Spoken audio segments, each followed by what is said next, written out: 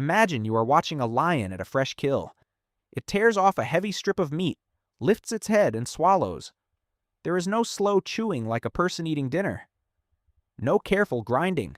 Just rip, gulp, and move on. Then you see a crocodile do something even stranger. It clamps down, twists its entire body through the water, tears loose a chunk, and sends it down its throat. A shark slices off a piece. An owl swallows a mouse. A snake makes the whole animal disappear. Once you notice it, one question becomes impossible to ignore. Why don't so many predators chew their food? At first, that seems backwards. Chewing looks essential. We use it to break food into smaller pieces before it reaches our stomach. But in nature, chewing is not the only way to process a meal. Some animals cut, some crush, some swallow, some turn their stomach into a chemical workshop, and some do a little of everything. The key is not whether an animal is scary, large, or a predator. The key is what it eats, how it catches it, and what its jaw can actually do. The most dramatic example is the snake. A snake does not have a jaw built like ours.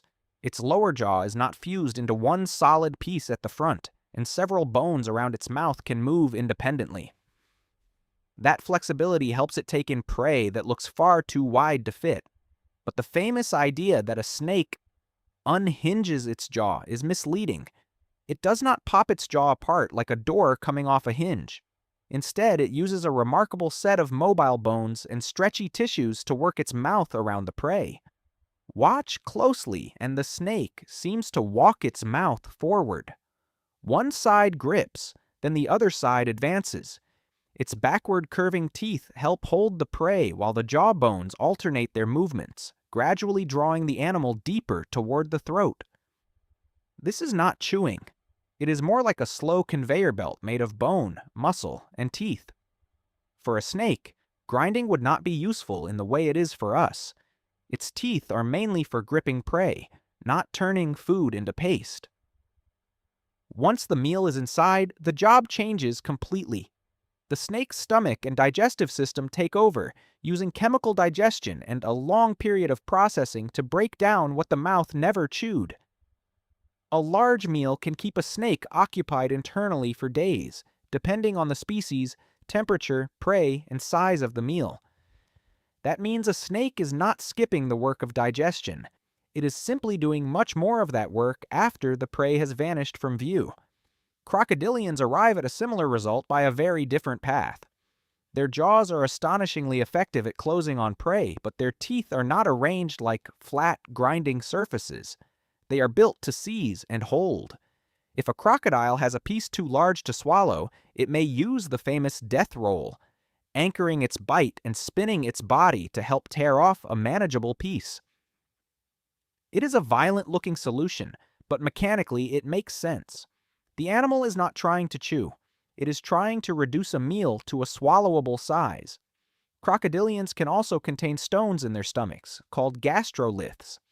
These stones have often been suggested as aids that could help grind food, much like a gizzard helps some birds process food. But this is one part of the story where we should be careful. Scientists have proposed several possible explanations for stomach stones, including digestion, ballast, and accidental swallowing during feeding. The exact role may not be identical in every animal or every situation. What is clear is that crocodilians can digest difficult material, including bone, hair, feathers, and scales, without using teeth to grind it in the mouth. Sharks take another route again. A shark may have rows of sharp teeth, but those teeth are generally not designed to chew food into a soft mash. Depending on the species and prey, they can grip, slice, saw, or crush. Many shark teeth are replaced continuously over the animal's life, which matters because cutting and tearing hard, struggling prey can damage teeth. The point of the mouth is often to make a piece small enough to swallow, not to finish the entire digestive process before the food leaves the jaw. Then the food enters an internal system that looks strange, even by shark standards. Many sharks and their relatives have a spiral-shaped intestine, often called a spiral valve. This structure increases the path food must travel through a relatively short gut, helping slow the passage of food and support nutrient absorption. Recent research has compared its fluid behavior to a Tesla valve, a design that favors flow in one direction. It is another reminder that an animal does not need human-style chewing if the rest of its digestive system is adapted to handle large, infrequent meals. Lions and other big cats are a little different, because they do use their teeth to process meat, but they are not grinding it in the way humans grind food with broad molars. Near the back of a cat's mouth are carnassial teeth, sharp, blade-like teeth that pass each other like scissors. They are excellent for shearing flesh into strips. A lion feeding at a carcass may bite, pull, tear, and slice, then swallow a piece quickly.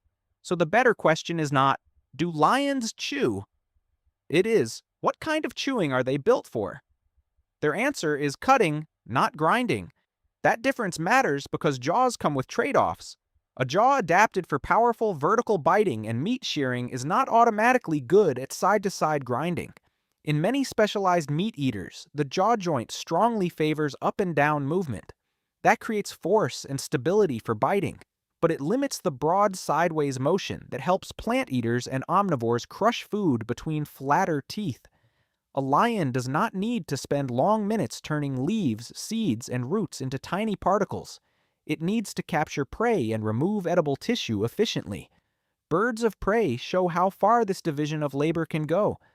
Eagles, hawks, and owls do not have teeth at all. Their hooked bills tear flesh, and their talons help hold prey in place. Small prey may be swallowed whole, while larger prey can be pulled into smaller pieces first. An owl that swallows a mouse is taking in fur, bones, and teeth along with the soft tissue. That sounds like a terrible idea until you discover what happens next.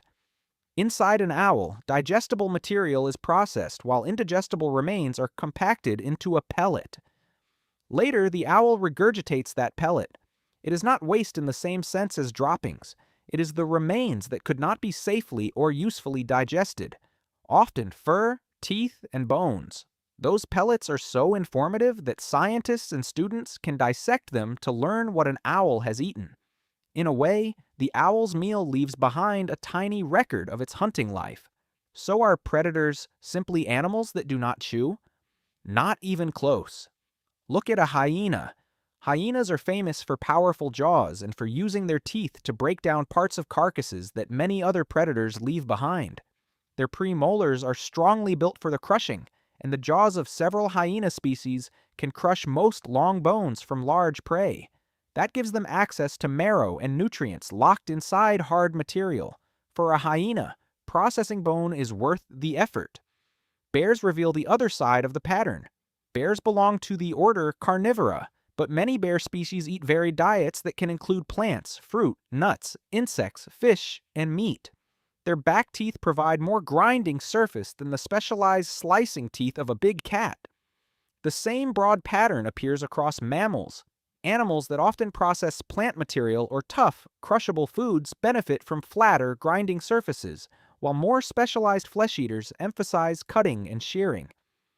Evolution does not hand every predator the same mouth. It shapes tools for different menus. There is also a practical reason that swallowing quickly can help. A carcass is not a private dinner table. Food can attract competitors, scavengers, and rivals.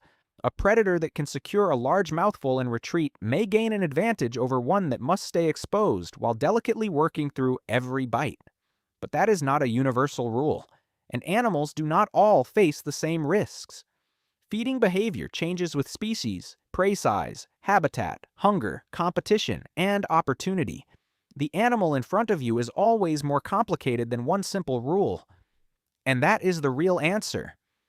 Chewing is not a missing feature. It is one solution among many. A snake uses flexible jaws and digestion. A crocodilian tears, swallows, and relies on its digestive system. A shark cuts food and sends it toward a spiral intestine. A lion shears meat with teeth that work like blades.